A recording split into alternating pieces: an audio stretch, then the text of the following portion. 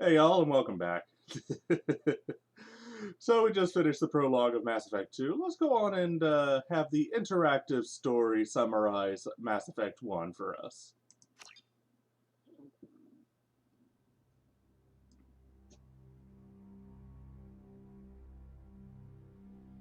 Just another routine mission. Why do they always say that before a mission? Of course it's routine. You haven't done anything yet. It's everything that happens along the way. The choices you make, the paths you choose, that turn the routine into anything but. Of course, that's how it started. A routine mission, answering a distress call. And look where that got me. We were testing out the Normandy, Captain Anderson's new ship, when the distress call came in. An Alliance patrol on Eden Prime had been attacked. They'd seen something they couldn't explain. And whatever it was massive. I hit the ground with my lieutenant, Caden Olenko. A good kid, loyal, by the book, with a talent for biotics. We came across the lone survivor of the patrol, Gunnery Chief Ashley Williams. A soldier to the core. Tough, A bitch to the disciplined, core. ready to take on whatever came her way. Ashley joined up with us and took us to the spot where she lost her squad. That's when we saw it. The ship. Like nothing I'd ever seen. It was massive, scorching the colony and everything around it as it blasted away. We followed the path of destruction to an artifact, a beacon left by a long-dead race called the Protheans. The colony had dug it up, and whoever attacked them had tried to take it. Chief Williams made the mistake of getting too close. It hit her with some type of energy. I grabbed her and threw her out of the way. That's when it hit me. Hard. Every muscle in my body went rigid. I couldn't move, could barely breathe. Everything went black. And then I saw something. A vision. Dream. A nightmare. By the time I woke up, we were halfway to the Citadel on our way to meet the Council. I was expected to explain what I'd seen. Anderson came along. So did Adina, our political representative on the Citadel. With those two heavyweights, it seemed reasonable we could persuade the Council that the ship we'd seen was a potential threat. As was the individual behind the attacks. The main suspect for the Eden Prime massacre was a Turian Spectre named Saren. He'd been seen by one of the survivors from the colony at Eden Prime, and there was some evidence to suggest that the ship was connected to Saren. But even Adina's pointed accusations weren't enough to convince the Council. They just couldn't believe one of their chosen elite Spectres could be guilty of something like that. They needed proof, which meant I needed proof. Fortunately, I wasn't alone in my search. Garrus, another Turian, wanted to help. A top agent for Citadel Security. Despite orders from his superiors that he shouldn't get involved, he told me he was suspicious of Saren, and he had some useful leads. More importantly, he was willing to share them. That led me to Rex, the biggest, nastiest looking Krogan bounty hunter I'd ever seen. He turned out to be more than just a brute. It was his intel that led to a fugitive with incriminating evidence on Saren. The fugitive turned out to be an energetic little Quarian named Tali. A tech expert with a knack for hacking, she'd procured some information on Saren. Evidence that proved Saren was dirty. Tali's evidence proved that Saren was responsible for the massacre on Eden Prime, and that the immense warship we'd spotted was in fact Saren's flagship. But it went much further. Saren was trying to find a way to bring back a race of sentient machines from dark space. Machines allegedly responsible for cleansing the galaxy of all organic life. These Reapers were blamed for wiping out all life 50,000 years ago, including the Protheans, then disappearing back through the mass relays to dark space, leaving no trace they'd ever been. That explained why Saren was after the beacon, and it made some sense out of my visions. But not much else. We couldn't convince the Council that the Reapers were a threat, but they agreed Saren had to be stopped. They stripped him of his Spectre status and gave me the honor of becoming the first human Spectre. My first task? Bring down Saren. Anderson decided to stay behind, giving up his ship, the Normandy. He told me I would need it more than he would. He also pointed me in a direction. Liara, a Prothean expert, adept in biotics, and maybe most importantly, daughter of Benezia, Saren's top lieutenant. And like most Asari, as beautiful as she is intelligent. and born with a unique ability to meld with other species. Liara was able to help me decipher some of the vision the beacon had given me. Nothing concrete, but it gave me some clues. And a new appreciation for the Asari. Her technique for accessing my vision was unexpected, but not at all unpleasant.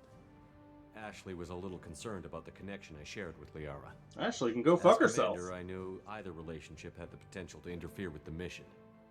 I told Liara about how I felt. Apparently, she'd felt it too. But we agreed we wouldn't let it get in the way of our mission. Finding Saren. Thanks to Liara's help, we had our next lead. Benezia. Saren had taken her to Novaria, where he'd enslaved a dangerous race of insect-like creatures, the Rachni. He ordered Benezia to use the same technique Liara had used on me to extract information from the Rachni Queen. The Queen's drones were everywhere, and they weren't happy. We had to fight through hundreds of them to get to Benezia. By the time we arrived, Saren was gone. With the information. I tried to reason with Benezia, but Saren had indoctrinated her. He had somehow acquired the ability to control people's actions and wills. Benezia wouldn't surrender, and Liara was forced to watch her mother die in her arms. And I was left with an angry, dangerous Rachni Queen to deal with. She claimed her drones would do no harm if I released her. But the Rachni had terrorized the galaxy before. I couldn't do it. I wouldn't doom an entire species for past sins. And the Queen was true to her word. She left and took her army of drones with her. With Saren's top lieutenant dead, he was quickly running out of time and places to hide. I tracked him down at his base on Vermeer, but we soon learned it was more than a base of operations. It was a breeding ground. Saren was breeding an army of Krogan. He'd found a cure for the genophage, a disease inflicted on the Krogan to prevent them from breeding and taking over the galaxy. But the Krogan Saren was breeding were slaves, mindless beasts that obeyed Saren's will. I had to destroy the base, and all its research. Rex disagreed. Violently. Rex wanted the genophage cure for his people. I tried to convince him to help me destroy it, that these Krogan weren't real. But he wouldn't back down. Fortunately, Rex is smarter than he looks. He realized this wasn't the way to help his people, and that Saren was the real threat. When we finally got to the center of the base, I realized just how close Saren was to completing his plan. He was already in communication with the Reapers. Sovereign, Saren's flagship we'd all assumed was just a ship, was a Reaper. It spoke to me, threatened me.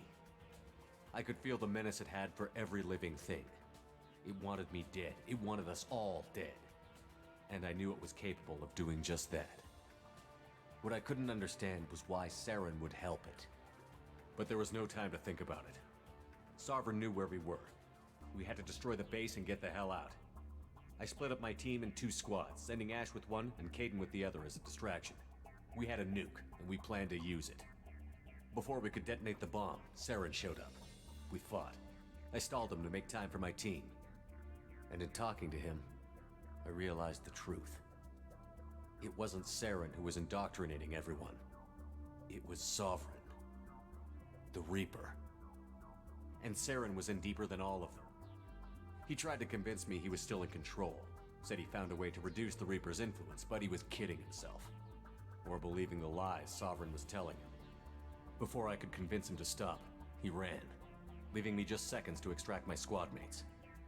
I tried, but I wasn't fast enough. I could only save one of them. Ash was a good friend, and a great soldier. But I had to choose, and I chose Caden. That was the last time Saren would slip away from me. I knew then, the next time we met, one of us would die. With my team mostly intact, we chased Saren and his army to Ilos, a long-lost planet that had once belonged to the Protheans. As we prepared for what we knew would be a desperate fight, I spoke to my crew. We were just one ship, against Saren's growing army. I assured them all that despite the odds, we could defeat him. But Liara saw through my words. She knew I was hurting after Ash's death. She could sense my doubts.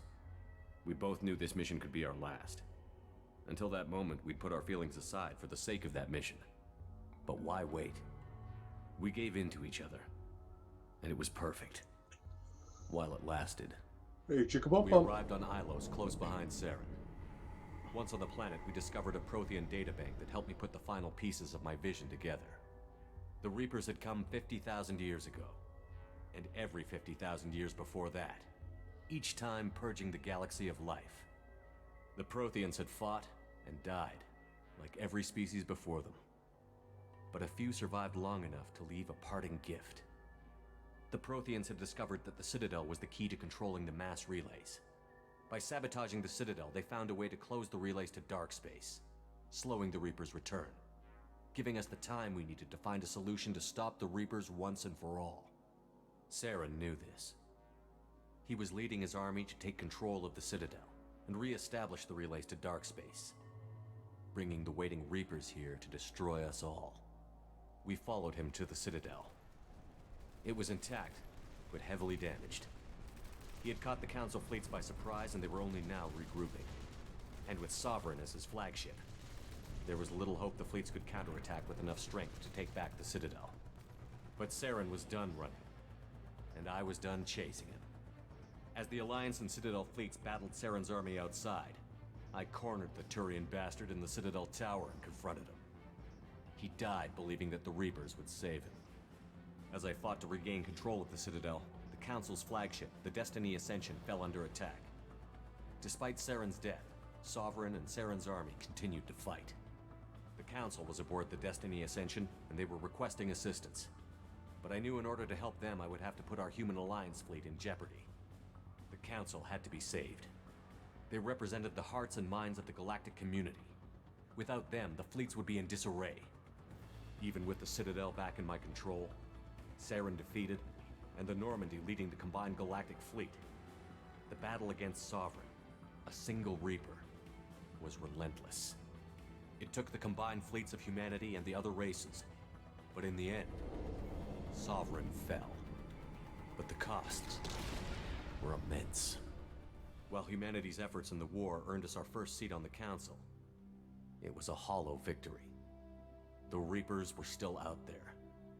I knew the fight was far from over, but as the one who'd led the fight against Saren, I was given new responsibilities.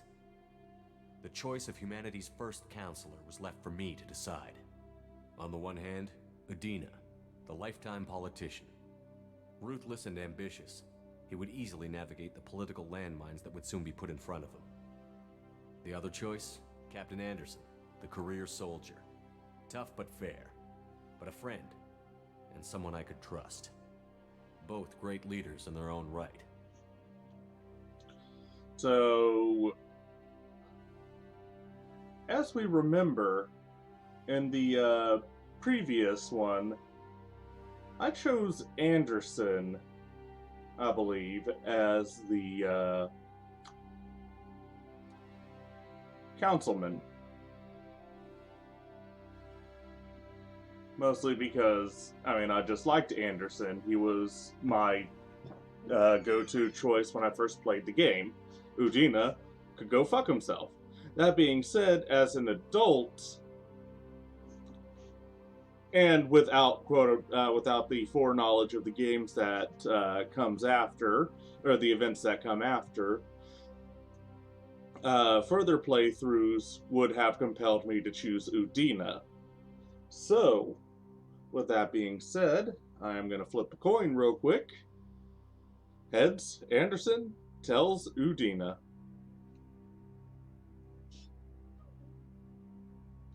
Udina. I didn't much like Udina, but sometimes you need a pit bull on your side. Someone willing to be the bad guy, for the sake of the greater good. The war was over. The threat had passed. In time, the Council would rebuild itself. The Citadel could be repaired. Even the pain of lost friends would fade. But none of that mattered if the Reapers were still out there. And if they were all as powerful as Sovereign, we had to find a way to stop them. I had to find a way. I gathered my crew, took my ship, and went in search of answers. Officially, the Council would only say I was assigned to cleanup duty, rooting out any remnants of Saren's army. Just another routine mission. And that covers the recap. So we're going to let this sequence play out, and then we'll see y'all next time.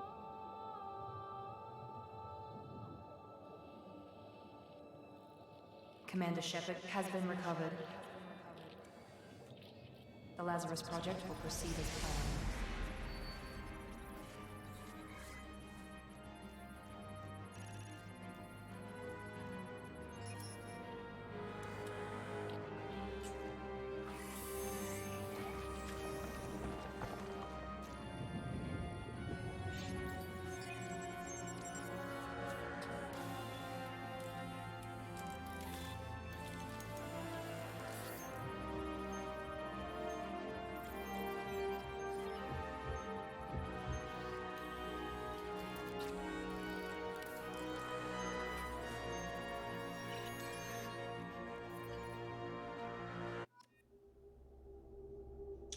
So we'll see y'all next time, dear viewers.